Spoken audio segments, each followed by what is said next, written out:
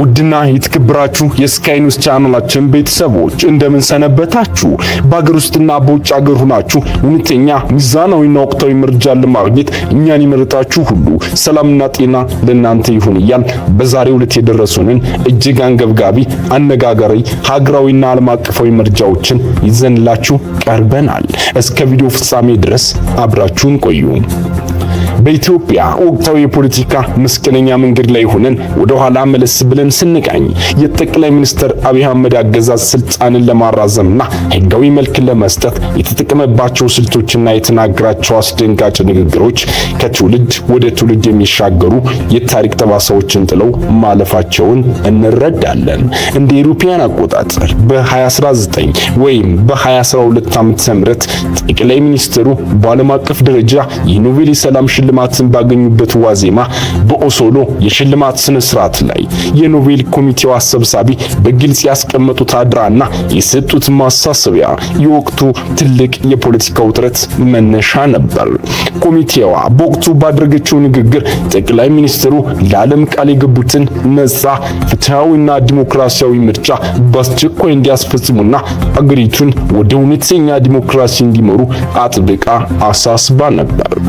ይህ ዓለም አቀፍ ግፊት በጠቅላይ ሚኒስትሩ ላይ ከፍተኛ ስነልቦናዊና ፖለቲካዊ ጭንቀትን የፈጠረ ሲሆን በውስጥ በኩል ደግሞ ይበልጥ የበረቱና ስር የሰደዱ ተግዳሮቶች ከፊታቸው ተደቅነው ነበር። በአንድ በኩል የህዝባዊ ወያኔ ሓርነት ትግራይ ህወሓት የብልጽግና ፓርቲ ምስረታና ውህደትን በፍጹም ውድቅ በማድረግ ከእናንተ ጋር አብረን የምንጓዝበት ምንም አይነት የፖለቲካ መስመር የለም በማለት ራሱን ማግለሉ የመንግስትን የቁጥጥር አቅም የፈተነ ክስተት ነበር።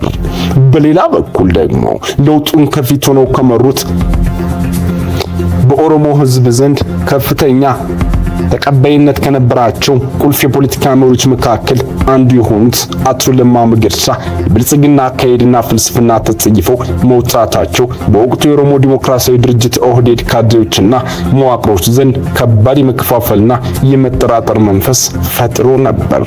ካድሬው በየመድረኩ ለለማ መገርሳ ያልሆነና አብረውት የለፉትን ያገለለ አብይ አህመድ ለኛ ምን ሊሆነን ይችላል እያለ በውስጥ መስመር በይፋ መነጋገርና ማጉረምረም የጀመረበት ወቅት ነበር። ይህ ድርጅታዊና አካባቢያዊ ቀውስ ጠቅላይ ሚኒስትሩን ከመቼውም ጊዜ በላይ ወደ ከረረ አጣብቂኝ ውስጥ ከተታቸው። ከመንጋ ደጋፊዎቻቸውና በማህበራዊ ሚዲያ ላይ ከሚጮሁላቸው አራጋቢዎች ውጪ ጠንካራና የጸና ድርጅታዊ መዋቅር ያልነበራቸው ጠቅላይ ሚኒስትሩ በሁለት ተቃራኒ ኃይሎች መካከል ተወጠሩ። በአንድ ወገን የኖቤል ሽልማት የሰጧቸውን ምዕራባውያንና ዓለም አቀፍ ማህበረሰብን ለማስደሰት ሲሉ በእርግጠኝነት ምርጫ ማካሄድ ነበረባቸው። በሌላ በኩል ደግሞ በአገር ውስጥ ያሉት ተቃዋሚ ኃይሎችና የውስጥ አመጾች ከመቼውም ጊዜ በላይ ገንግነውና አይለው ወጥተው ነበር። በዚያ ታሪካዊ ወቅት ደግሞ በኋላ ላይ እንደ ትልቅ ባለውለታ የመጣውና ምርጫን ለማራዘም ሰበብ የሆነው የኮሮና ቫይረስ ወይም ኮቪድ-19 ወረርሽኝ ገና ወደ አገር ውስጥ ስላልገባ ወረርሽኙን ሰበብ አድርገው ምርጫውን የሚሰርዙበት ወይም የሚያራዝሙበት ምንም አይነት ተፈጥሯዊ ህጋዊ ምክንያት አልነበራቸውም። ይሁን እንጂ በአገር ውስጥ ምርጫውን በተገቢው መንገድ ለማካሄድ የሚያስችል ምንም አይነት ተጨባጭ እውነተኛ ዝግጅት እያደረጉ እንዳልነበር የውስጥ መረጃዎች ያመለክታሉ። በኦስሎ የኖቤል መድረክ ላይ የምርጫው ነገር ባድራ መልክ ከተነገረ ገና 16 ሰዓት እንኳን ሳይሞላው ጠቅላይ ሚኒስትሩ ታማኝና አንጋሽ ተደርገው የሚቆጠሩት የወቅቱ የብሔራዊ ምርጫ ቦርድ ሰብሳቢ ወይዘሪት ብርቱካን ሚደቅሳ በብሔራዊ ቴሌቪዥን ኢቲቪ ስቱዲዮ ቀርበው የ2012 ዓ.ም ምርጫ በእርግጠኝነት በተያዘለት ጊዜ እንደሚካሄድና ቦርዱ አስፈላጊውን ዝግጅት ያደረገ መሆኑን የሚገልጽ አስቸኳይ መግለጫ እንዲሰጡ ተደረገ። ይህ መግለጫ ፍጹም የፖለቲካዊ ድራማና ፈረንጆቹን አይን ለማባበል የተደረገ ማታለያ እንጂ በተግባር መሬት ላይ ያለውን ዝግጅት ፈጽሞ የተለየ ነበር።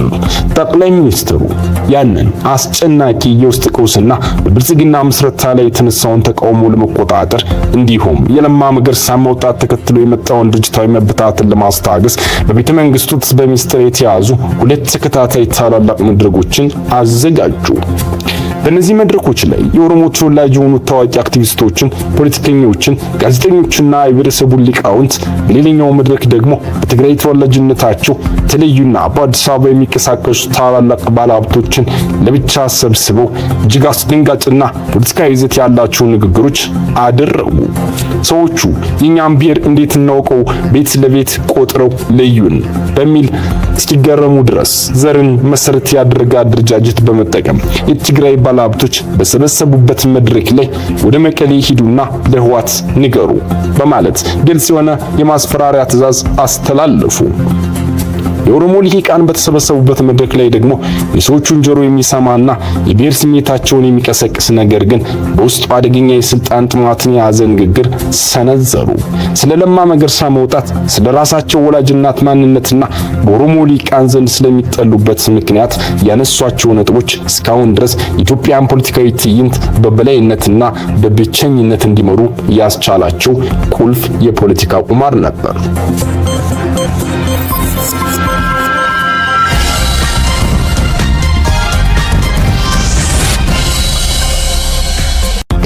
በእነዚያ በሚስጥራዊ መድረኮች ላይ ጠቅላይ ሚኒስትር አብይ አህመድ የተናገሯቸው ቃላት የአምባገነንነትን የመጨረሻ ጥግ የሚያሳዩ ነበሩ። ለማ መገርሳን በተመለከተ ሲናገሩ ለማ መገርሳ ማለት አንድ ግለሰብ ብቻ ነው። የእርሱ ድርጅቱን ጥሎ መውጣት እኔ ምርጫው እንዳልረታና እንዳላሸንፍ አያደርገኝም። እኔ ካስፈለገ ኮረጆ ገልብጬ አሸንፋለሁ። ምክንያቱም እኔ ያደግኩት በኢህአዴግ ቤት ውስጥ ነው። ኮረጆን እንዴት እንደሚገለበጥና ውጤት እንዴት እንደሚቀየር በሚገባ ጠንቅቄ አውቃለሁ ማለት በይፋ ተናገሩ። ከዚህም አልፎ የኦሮሞ ሊቃውንት ልብ ለመግዛትና ስልጣናቸውን ለማጽናት ሲሉ እኔ ኮረጆ ጎልብጨም ቢሆን የምናሸንፈው ኦሮሞዎችን ሀገር ለሚቀጥሉት 200 ዓመታት በበላይነት እንዲገዛት ለማድረግ ነው። ችግሩ እናንተ የኦሮሞ ሊቃን ይህ ትልቅ ስትራቴጂና ዕቅድ ፈጽመው አይገባችሁም። የጥላቶቻችንን ሴራ እኛ እያዘጋጀን ያለውን ታላቅ ድል ከማስተዋል ይልቅ እናንተ የምትሉት ስለ ለማ መገርሳ መውጣትና ስለ መደመር ካልኩሌተር እያወራችሁ ሰዓት በማባከን ነው ማለት ተናገሩ። በተጨማሪም በኦሮሞ ጽንፈኞች ዘንድ የሚነሳባቸውን የብሔር ማንነት ጥያቄ ለመከላከልና ራሳቸውን ንጹህ ኦሮሞ አድርገው ለማቅረብ ሲሉ ኦሮሞዎች እኔን የሚጠሉኝና የሚጠራጠሩኝ በእናቱ አማራ ነው በሚል የተሳሳተ ወሬ ነው። ነገር ግን የእኔ እናት የሸዋ ኦሮሞ ናት በማለት የገዛ ወላጅ እናታቸውን ማንነት ለፖለቲካ ሸቀጥና ለንግድ መሳሪያነት ደጋግመው ተጠቀሙበት።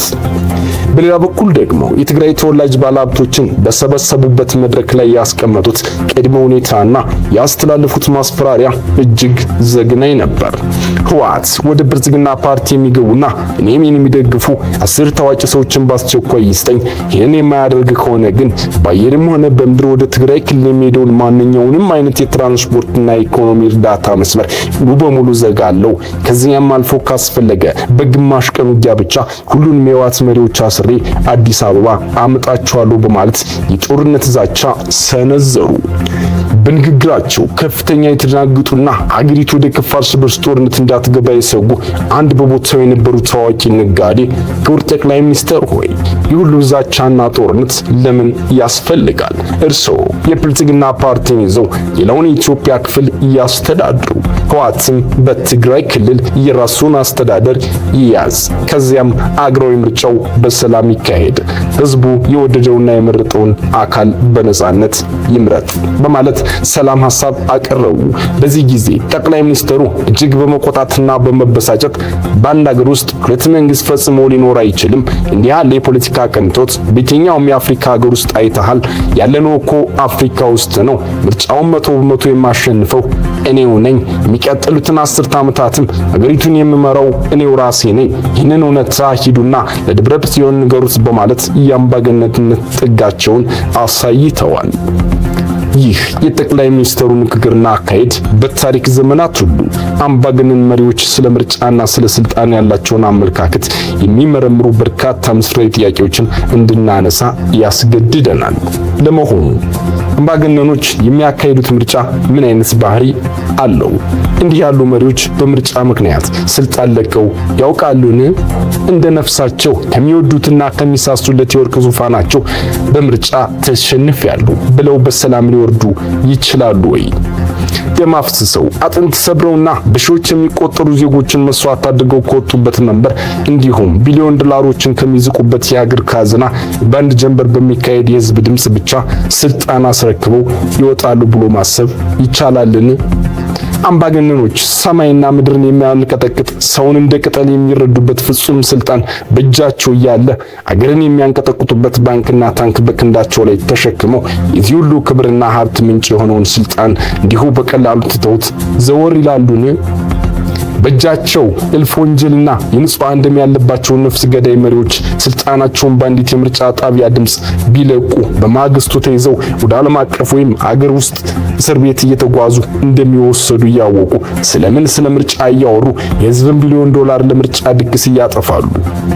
እነዚህ ጥያቄዎች በሚገባ በመመርመር ምርጫ ለሀብት ብክነት ብቻ ሳይሆን እንደ ትልቅ የፖለቲካ ጦር መሳሪያ የሚጠቀሙበት የአብይ አህመድን ስትራቴጂካዊ በሚገባ ለመረዳት ይረዳናል።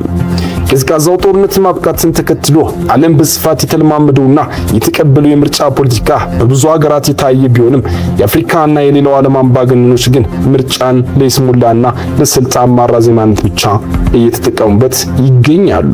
ታዋቂው የፖለቲካ ተመራማሪ ሳሙኤል ሃንቲንግተንና ፕሮፌሰር ፍራንሲስ ፓኩያማ አይደንቲቲ በተሰኘው መጽሐፋቸው ላይ እንደገለጹት አምባገነኖች ከምርጫ ጋር በተያያዘ የሚያደርጉት ተግባር በአብዛኛው ፍጹም ተመሳሳይና የተቀዳሪ ነው። በቀዳሚነት ከምርጫው በፊት አገር ሊያፈርሱ ነው፣ አመጽ ሊቀሰቅሱ ነው በሚል የሐሰት ሰበብ ጠንካራና ተጽዕኖ ፈጣሪውን ተቃዋሚ ፓርቲ መሪዎችን በሙሉ ሰብስበው ያስራሉ። የክፉና ጨካኝ መሪ ከሆኑ ደግሞ በግልጽ ይገድላሉ። ከመታሰርና ከመገደል የተረፉትን ጥቂት ተቃዋሚዎች ደግሞ እርስ በርሳቸው እንዲከፋፈሉና እንዲበታተኑ የሴራ ድር ይሸርቡባቸዋል። በመቀጠል የገዢውን ፓርቲ ጉድና ስህተት የሚያጋልጡ ነፃ ሚዲያዎችን፣ ጋዜጠኞችን ዋነኛ ጠላት አድርገው በመፈረጅ ሽብርተኞች፣ የምዕራባውያን ተላላኪዎች፣ አገር አፍራሽ የሲአይኤ ወኪሎችና የጥላት ሀገር ቅጥረኞች የሚል ስም ይለጥፉባቸዋል። ወደ ከርቸሌም ያወርዷቸዋል። ተቋማትን ሙሉ በሙሉ በማዳከም የጸጥታና የደህንነት ኃይሎች ራሳቸውን የግል ታማኝነትና ሎሌ ያደርጓቸዋል። ይህንን ሁሉ የቅድመ ምርጫ ማጽዳት ካደረጉ በኋላ በአገሪቱ ታሪክ ታይቶ የማይታወቅ ነፃና ፍትሃዊ ምርጫ እንደሚካሄድ ሌሊትና ቀን በመገናኛ ብዙሃን በመወቱት ህዝብ ወጥቶ የምርጫ ካርድ እንዲወስድ ይቀሰቅሳሉ። የራሳቸውን ትላልቅ ፎቶዎችና አባባሎች የያዙ ባንዶችን በአደባባዮች ላይ ይሰቅላሉ። ይህን አይነቱን ድራማ ሳዳም ሁሴን በኢራቅ፣ በሽር አልአሳድ በሶሪያ፣ ፒኖቼ በቺሌና ሙአመር ጋዳፊ በሊቢያ ደጋግሞ የተጫወቱት የተለመደ ጨዋታ ነው። አምባገነኖች በቅድመ ምርጫ ወቅት ተቃዋሚዎችንና ሚዲያዎችን ከማሰርና ከመዝጋት ባለፈ የራሳቸውን ታማኝ ወዳጆችና የውስጥ ሰዎችን ተቃዋሚ ፓርቲ አድርገው በምርጫው ላይ እንዲሰለፉ ያደርጋሉ። ከዚያም እነዚህን የራሳቸውን ተላላኪዎች እንደ ዋና ተፎካካሪ አድርገው በሚቆጣጠሯቸው መገናኛ ብዙሃን ያቀርቧቸዋል። ወይም ደግሞ ልክ እንደ ጠቅላይ ሚኒስትር አብይ አህመድ በአገሪቱ አብዛኛው ክልል ያለና ደም አፋሳሽ ጦርነትና አመጽ ከፍተው በዋና ከተማዋና በጥቂት ሰላማዊ አካባቢዎች ብቻ ምርጫ የሚመስል ውሎ ያካሂዳሉ። ለዚህ ትልቅ ማሳያ የሚሆኑትና ስልጣን ፍቅራቸውን በመጨረሻ ለውርደትና ለስደት ይዳርጋቸው ሱሪያው ፕሬዝዳንት በሽር አልአሳድ ናቸው።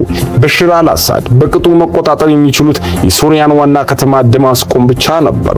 ሌላውን የሀገሪቱን ክፍል ለጦርነትና ለውድመት ዳርገው በ7 ዓመቱ ምርጫ ያሉ በጥቂት ድንኳኖቻቸው ውስጥ ኮሮጆዎችን በማስቀመጥ አለማይቶት የማያውቁትን ምርጫ አካሄድኩ እያሉ ይቀልዱ ነበር። አምባገነኖች ምርጫ እናካሄዳለን በሚሉበት ወቅት ከመሬት የራቁና የተጋነኑ ቁጥሮችን መጥራት የተለመደ ባህሪያቸው ነው። ለምሳሌ በ2014 ዓመተ ምህረት በሽር አልአሳድ በሶሪያ ምርጫ ባደረጉበት ወቅት 11.6 ሚሊዮን ህዝብ ወጥቶ መረጠኝ ብለው አወጁ። ይሁን እንጂ በወቅቱ በጦርነት ከምትታመሰውና ህዝቧ ከተሰደደው ሀገር ውስጥ ለምርጫ የደረሰው ህዝብ ቁጥር ከ8 ሚሊዮን የማይበልጥ ነበር። ባልመረጠው መረጠ፣ ካርድ ባልወሰደው ወሰደ ተብሎ ቁጥሮች የሚቀያየሩበትና የሚሰቃዩበት የምርጫ ስርዓት የአምባገነኖች ፍቱን መለያ ነው።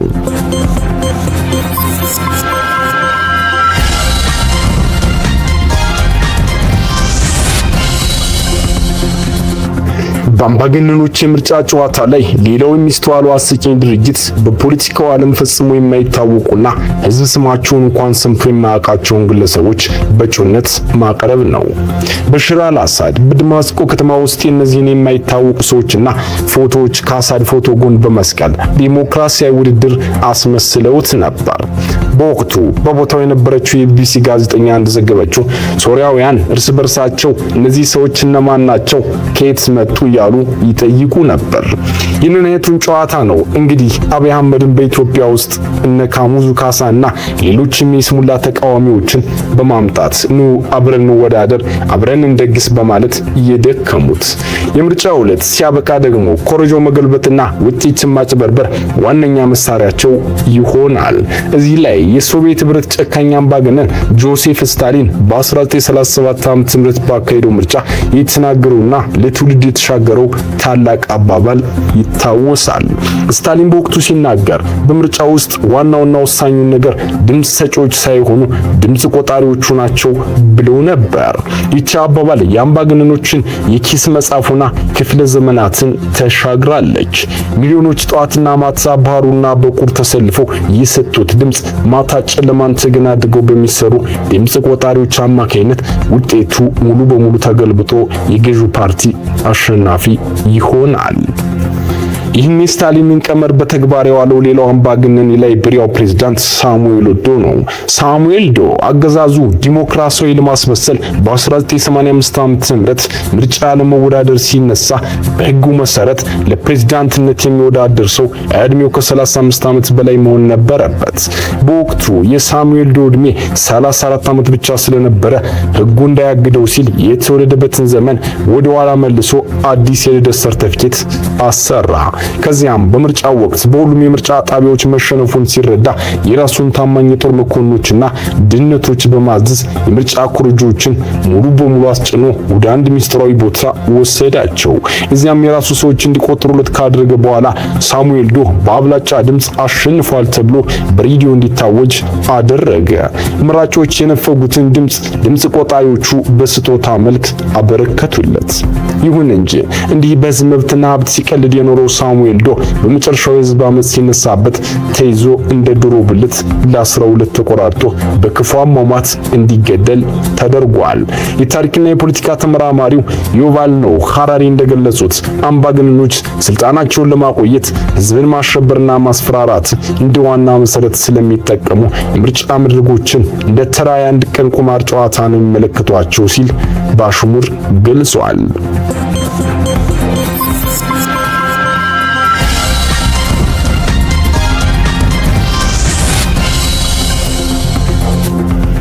ዋን አርዝ ፊውቸር ፋውንዴሽን የተሰኘው ዓለም አቀፍ ተቋም ባደረገው ጥናት መሰረት በታሪክ ውስጥ በምርጫ ተሸንፎ በሰላም ስልጣን የለቀቁት አምባገነኖች 12 በመቶ ብቻ ናቸው። ለዚህም እንደ ምሳሌ የሚጠቀሰው የፊሊፒንሱ አምባገነን ፈርዲናንድ ማርኮስ ሲሆን ህዝቡ በምርጫ ሲጥለው ስልጣኑን ለኮራዞናኪኖ አስረክቦ ወጥቷል። ከዚህ ውጪ ግን 88 በመቶ የሚሆኑት አምባገነኖች ተቃዋሚዎቻቸው ሁሉንም መሰናክሎች አልፎ በምርጫ ቢያሸንፉም እንኳን ስልጣናቸውን ፍጹም አይለቁም። ይልቁንም ያሸንፏቸውን ተቃዋሚዎች ማሰርና መግደል ይጀምራሉ።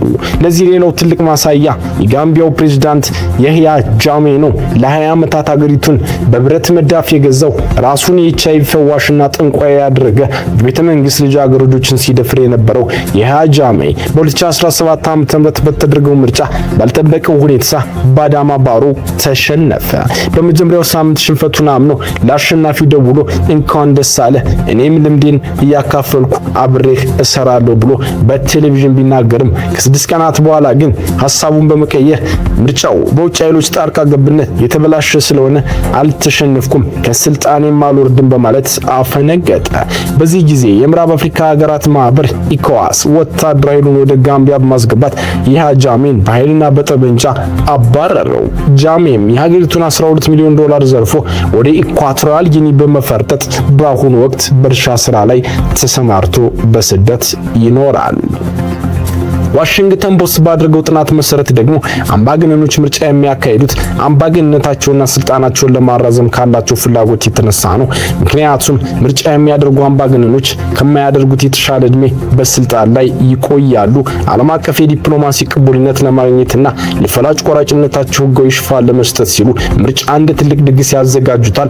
ታዋቂው ተመራማሪ ሮብ ሻርፕ ከኢትዮጵያው ብሩክ መስፍን ጋር በመሆን ካሳተሙት መጽሐፍ እንደምንረዳው በአምባገነኖች ዘንድ ስልጣን ማለት የከፍተኛ ሀብት የክብር ምንጭ ነው። አብዛኞቹ አምባገነኖች በልጅነታቸው በከባድ ድህነትና በረሃብ ውስጥ ያደጉ ስለሆኑ ስልጣን ላይ ሲወጡ አገርን በመዝረፍና ሀብት በማጋበስ ኪሳቸውን የዘመዶቻቸውና ያጨብጫቢዎቻቸውን ካዝና መሙላት ዋነኛ ዓላማቸው ያደርጉታል።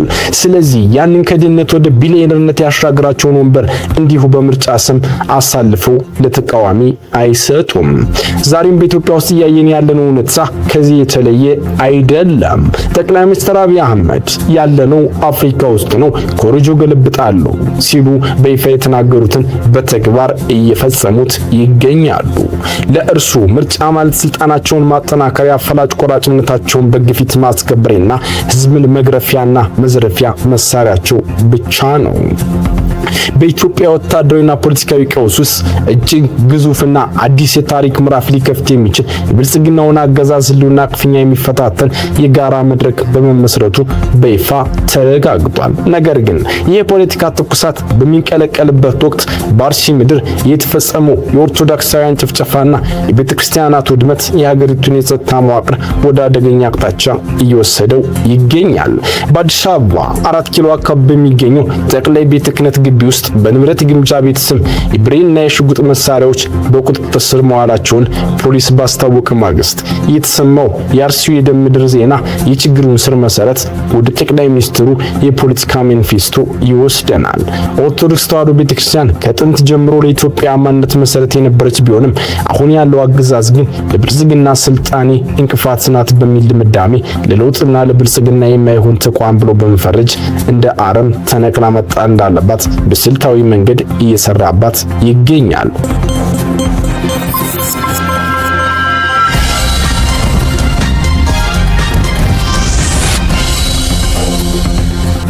ይህ በአንድ ቀን የተነገረ የአፍ ወለምታ ሳይሆን ለዓመታት ሲሰራበት የቆየ ለካድሬዎች በሰነድ የተሰራጨና በመንግስት የጦር አዛዦች ዘንድ እንደ አንድ ወታደራዊ መምሪያ የሚታይ አጀንዳ ነው።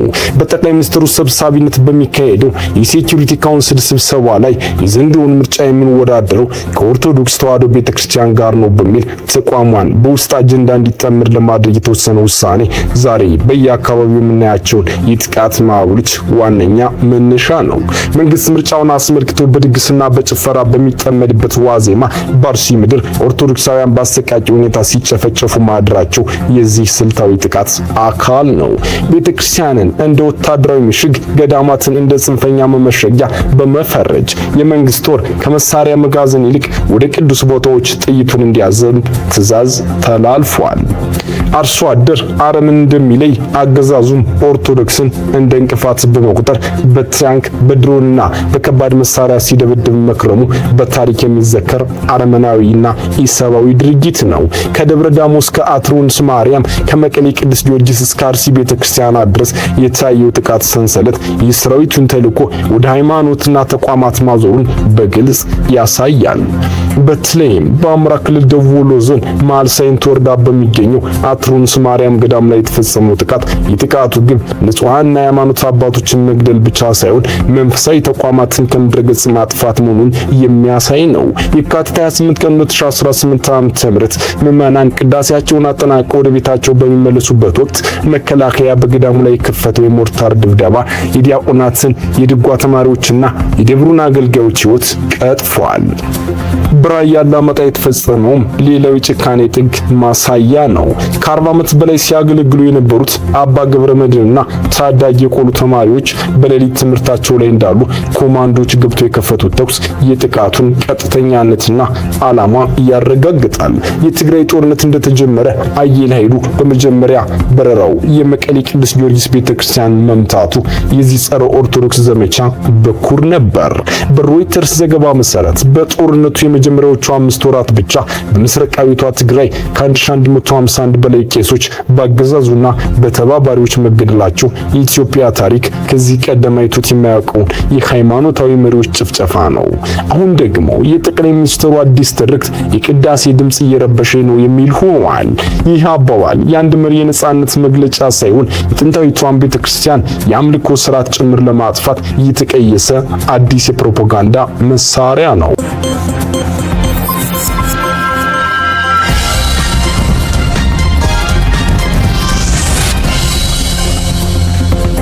ቤተ ክርስቲያን የኋላ ቀርነት ማሳያ፣ ሃይማኖት ለብልጽግና የማይሆን ቅዳሴ ደግሞ እንቅልፍ የሚነሳ የሚል አስተሳሰብ በስልጣን እርከን ላይ መኖሩ ለአርሲው ጭፍጨፋና ለሚቀጥሉ ቀውሶች የሰጠው የብርታት ምልክት ነው።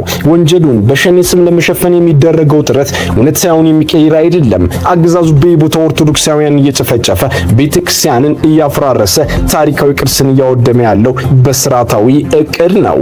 የጥቃት ሰንሰለት በአርሲ አልተጀመረም፣ በአርሲም አያበቃም። ስለዚህ ውድ የኢትዮጵያ ሕዝብ እውነታው ተደብቆ እንዳይቀርና የጥፋቱ አካሄድ ለትውልድ እንዲታወቅ ይህን መሰል ዘገባዎች ማድረስ የሁላችንም ድርሻ ሊሆን ይገባል። አሁን የተመለከቱትን እውነታዎች በስፋት እንዲያዩ ቻናላችንን ሰብስክራይብ በማድረግ የደወል ምልክቷን በመጫን ቪዲዮውን ላይክና ሸር በማድረግ ሌሎች እንዲደርስ ያድርጉ። ስለነበረን ቆይታ እናመሰግናለን። በጉዳዩ ላይ ያሉትን አስተያየት በኮሜንት መስጫው ስር ያጋሩን። ይህ እውነታ ለብዙሃን እንዲደርስ ቪዲዮውን ላይክና ሸር ማድረጋችሁን እንዳትረሱ። እንደዚህ ያሉ ሚስጥራዊና አንገብጋቢ መረጃዎች በየቀኑ እንዲደርሷችሁ ደግሞ ስካይ ኒውስን አሁኑኑ ሰብስክራይብ በማድረግና የደወል ምልክቷን በመጫን የቤተሰባችን አባል ይሁኑ። ስለተከታተላችሁን ከልብ እናመሰግናለን። ሰላም ለሀገራችን ያብዛልን። ስካይ ኒውስ መረጃን ከምንጩ